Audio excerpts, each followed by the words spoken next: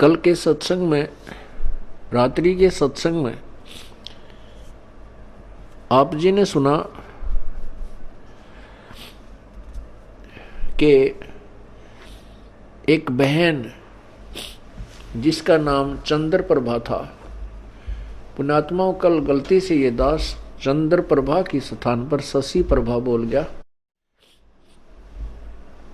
वो चित से उतर गई थी उनका नाम जो है बहन बेटी का, क्योंकि उस आत्मा के कई जन्म हो चुके हैं और कभी वो एक जन्म में शशि प्रभा भी रही है। जैसे कबीर परमात्मा ने कभी विष्णु जी की महिमा गाते हुए तो साथ में कृष्ण भी बोल दिया है, क्योंकि कृष्ण भी विष्णु ही था।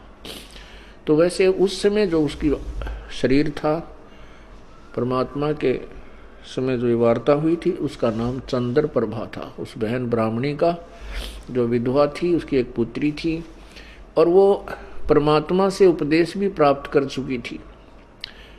दास आपको बार बार यही समझाने की चेष्टा कर रहा है कि जिस समय परमेश्वर स्वयं आए थे, उस समय अशिक्षित जनता थी, अशिक्षित श्रद्धालु थे और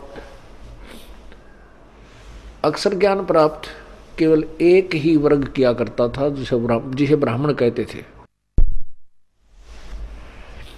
यही कारण रहा था कि वो बहन कितनी श्रद्धालु थी, प्रभु को चाहने वाली थी, परंतु उसका जो उद्देश्य था वो बिल्कुल गलत था।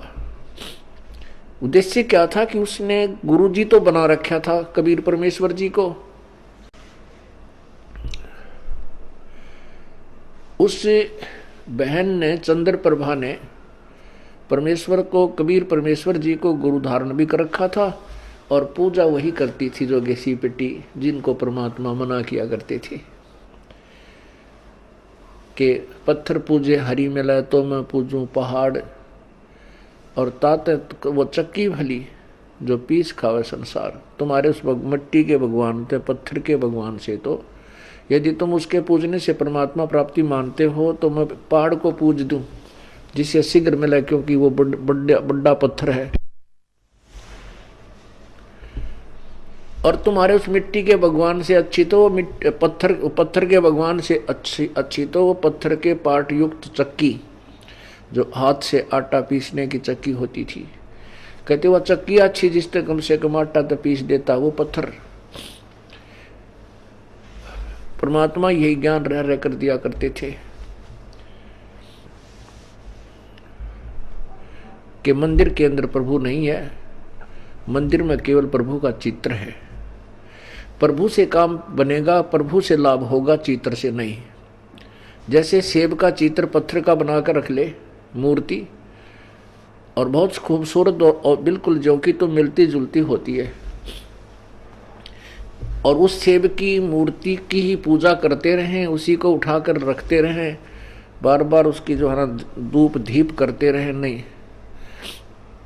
वो सेब की पत्थर की मूर्ति खाने योग्य नहीं है। वह उस सेब ढूंढना पड़ेगा, वो सेब लेना पड़ेगा। सेब प्राप्त कैसे होगा? उसके लिए पहले मजदूरी करनी होगी, मजदूरी करके 2 पैसे जेब में डालने होंगे, रुपए।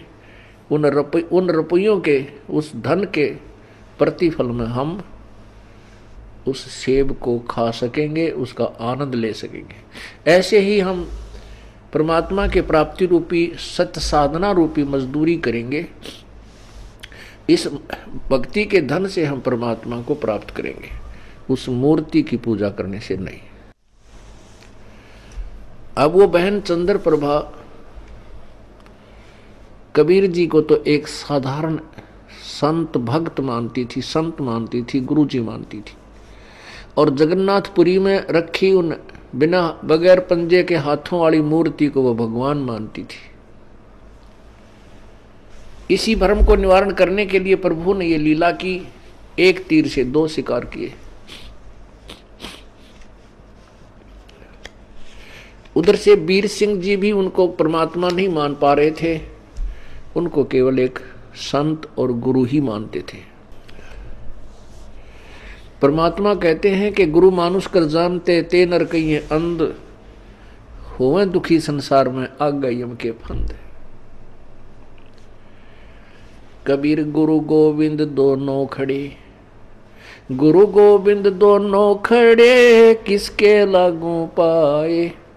बलिहारी गुरु अपना जिन गोविंद दियो मिलाए।